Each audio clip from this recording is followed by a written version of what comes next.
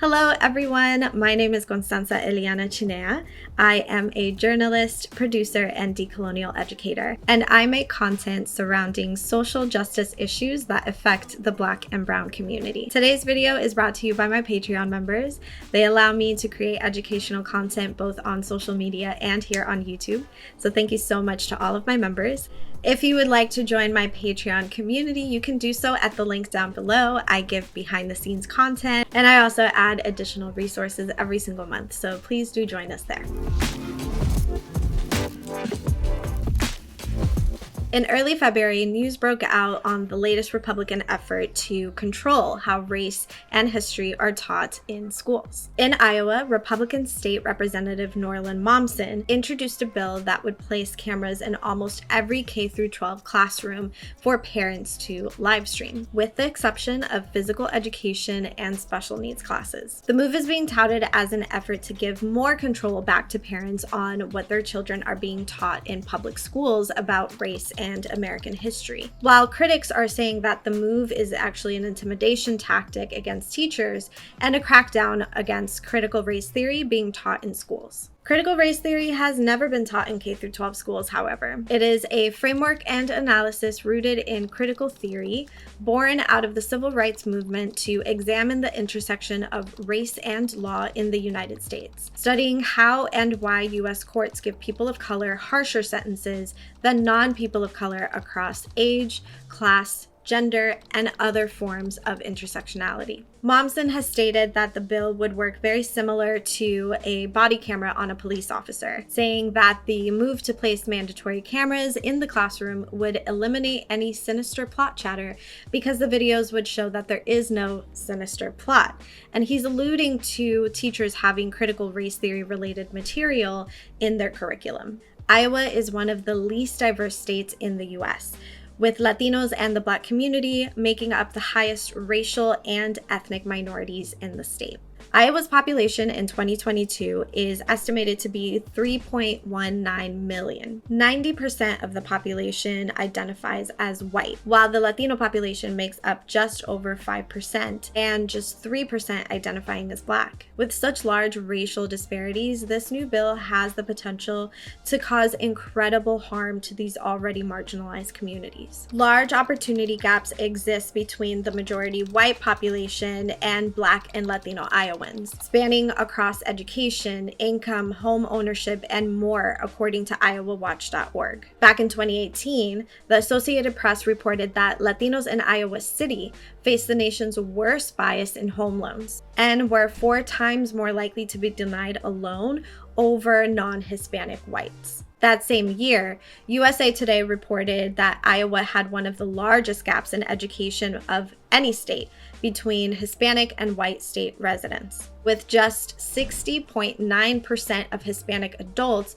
graduating from high school. With all of this in mind, I reached out to Al Éxito Iowa, the only statewide nonprofit organization dedicated to advancing the educational achievement and transformative leadership capacity of Latin youth and their families to succeed in life and participate fully in Iowa. Here's what Dawn, the executive director, had to say. I am Dawn Martinez Oropeza. I am the executive director of Al Éxito.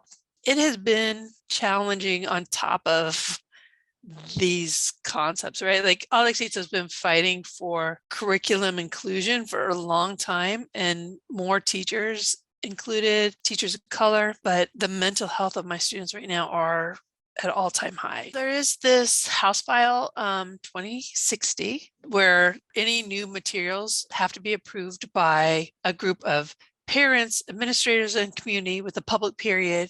And then it has to go to the Department of Education. And there also is a piece in that where the Department of Ed will collect data on the citizenship test. So all students in social studies will have to take the citizenship test, and that data will be collected. For our undocumented students that are mixed status, which is the majority, like for Al Éxito, that's 80 to 90% of our students. Talk about hurting somebody and causing them unconscious harm. That's going to do that for sure. And then there's the bills that about if you break the 802, right? What will happen to you, and letting every parent know. I think that there's got to be an HR bill somewhere about like, if you've been reprimanded as a teacher, it goes out as a public notice, right? That's part of the law, that they're trying to make it so that it's in the public record when a teacher violates one of these anti-critical race theory laws. Yes, I think it's even in 802 where you have to notify the parents of the students in the classroom or in the school. And then there's like any new materials that you are presenting, like you want to do a new PowerPoint or you want to bring in a new article, right? Like a paragraph, you have to go and send it out to be approved by parents, by community members, by the Department of Education. This latest bill has the potential to widen these biases even more as curriculum potentially becomes even more whitewashed and restricted to serve the conservative views of Iowa's white majority. For example, Iowa's state history is filled with a violent and racist past. The indigenous Meskwaki and Sioux tribes were violently and forcibly removed and relocated to western reservations after French and English settler colonists fought to turn the territory into a state. The new bill could potentially make way for even greater whitewashing of that history to a more diluted version that passes off settler colonists as friendly immigrants with no bias or racism against the original natives of the state. Iowa State Senator Jake Chapman has stated that even stricter measures should be placed on teachers who teach progressive ideas, demanding that teachers actually be criminally prosecuted. If this material was in my school, I'd be going to law enforcement. I would be asking for criminal investigation, he recently said in a video posted on AJ+. So all of this leaves the door wide open for conservative teachers to potentially speak ill of their Black and brown students and their own history, creating an environment of gaslighting and silencing where the greater white majority decides what is correct and what isn't.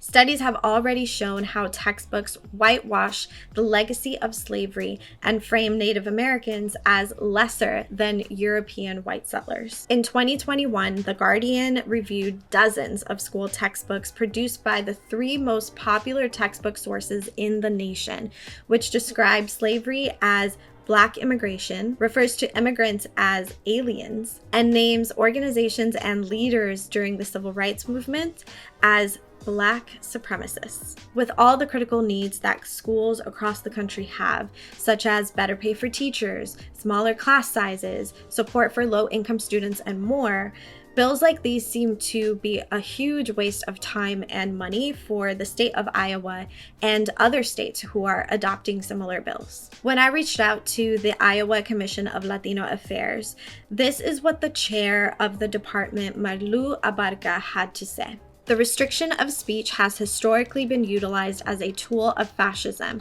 and this has been used by political parties and governmental bodies to control the flow of information. Fascism seeks to forcibly suppress opposition, which in this case is the governor's party attempting the idea that they may in fact play a role in the systemic oppression of BIPOC Iowans. We don't believe that this is the way to move forward as a state by banning the things that critical race theory teaches. I researched and created the script for the story back in February, and things may have evolved and changed over time. So hopefully I will be able to stay on top of the story and bring you more updates as they happen. And if there are other similar stories that you would like to hear from me or you would like to see me cover, please definitely send me a message and let me know. Be sure to follow me on Instagram and sign up for my Patreon for more resources and updates. And until next time, stay critical.